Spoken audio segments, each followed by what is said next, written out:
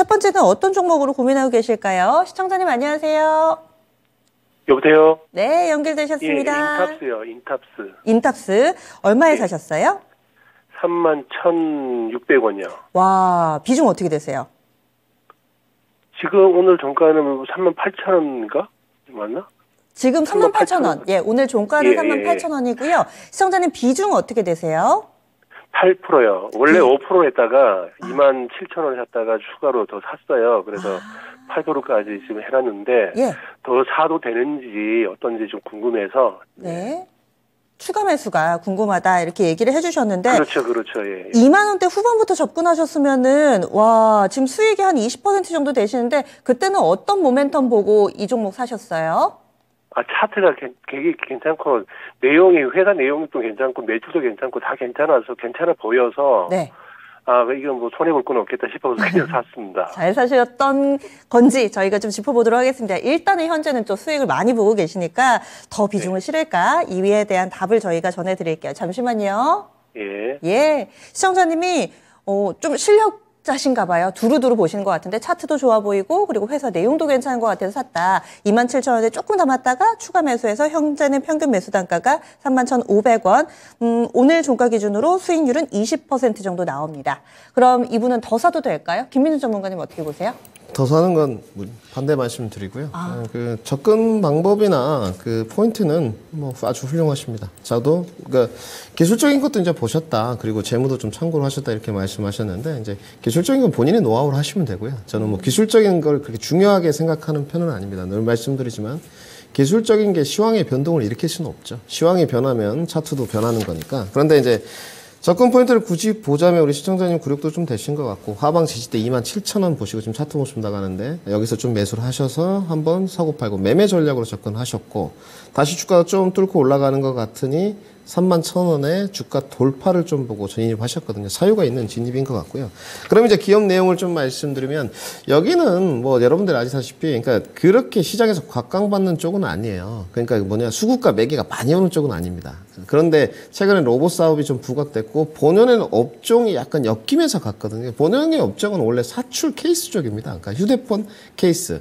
삼성전자에 납품할 때 보면 구미 공장도 있고 그런데 뭐 가전제품 케이스 이런 거 납품을 좀 하거든요. 근데 이 회사의 내용을 보게 되면 영업이익률이 삼성전자에 납품을 하는데 10%가 좀 넘거든요. 그리고 계속적으로 매출액 성장도 이어졌고 뭐가 됐던 간에 경영 노하우도 있고 어느 정도 제품의 인정도 좀 받고 있는 것 같아요. 그리고 상당히 재무가 튼튼합니다. 부채 비율도 낮은 수준이고 유보율은 높고 주가가 안 갈 이유는 없죠. 이런 종목이. 이제 불이 그런데 모멘텀으로 로봇 관련하면서 좀 묶여준 것 같아요. 그래서 이런 게 이제 약간 주식의 운도 좀 필요하거든요. 그래서 시세가 좀 분출됐고 최근에 거래량도 좀 터졌습니다.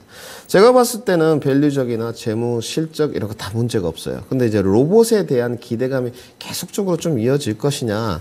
그러니까 본연의 업종은 아니지 않습니까? 관련된 게. 지금 거의 매출액의 60%가 휴대폰 케이스 쪽이거든요. 가전제품 케이스 쪽이니까. 단지 삼박자는 좋은 것 같아요.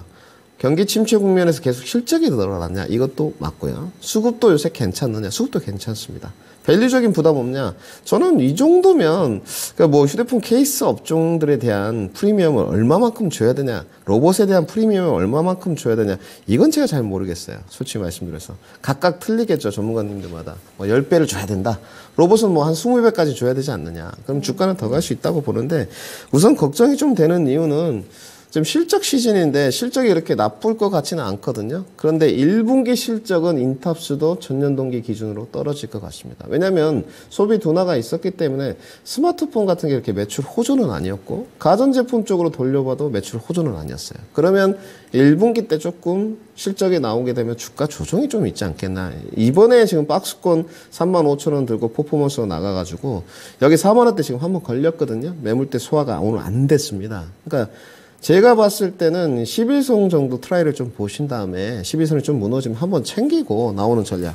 그 이후로 하나를 더 추가해드리면 대차 잔고를 좀 보여드리면 좀 최근에 늘었어요. 대차 잔고가 예전에 보게 되면 140만 주, 150만 주였는데 그 지금 한 달 동안 내용을 보게 되면 꾸준하게 해서 지금 200만 주까지 늘었거든요. 대차 잔고 금액도 결코 적지 않습니다. 그러니까 400억원대 있던 대차 잔고가 760억이다. 그러면 지금 공매도 부담감이 분명히 올 거거든요. 과열 종목으로 지정된 적도 있었고. 그래서 이런 부분을 봤을 때 어느 정도 주가 조정은 좀 나오지 않겠느냐.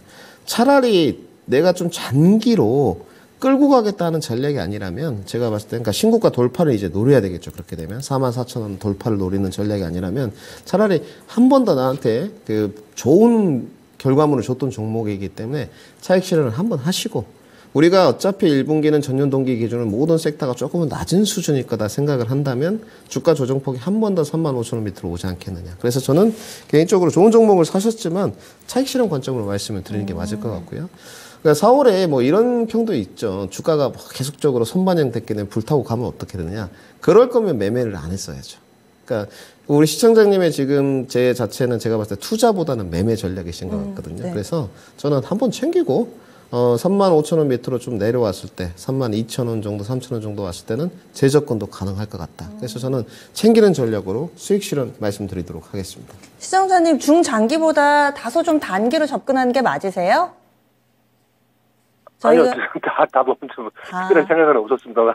예, 일단은 좀 챙겼다가 그리고 좀 더 눌릴 가능성이 있으니까 그때 재접근도 가능하다. 이렇게 솔루션 제시해 드렸어요. 참고해 보세요. 예, 감사합니다. 예. 네, 예. 네, 첫 번째 종목은 인탑스였고요. 종목을 다각도로 좀 보신 다음에 저희한테 한 번 더 확인해 봤고 이렇게 탄탄한 매매 전략을 꾸려가시면은 분명히 더 큰 수익 얻으실 수 있을 겁니다. 첫 번째 수익 나시는 분의 사연으로 좀 시작해 봤습니다.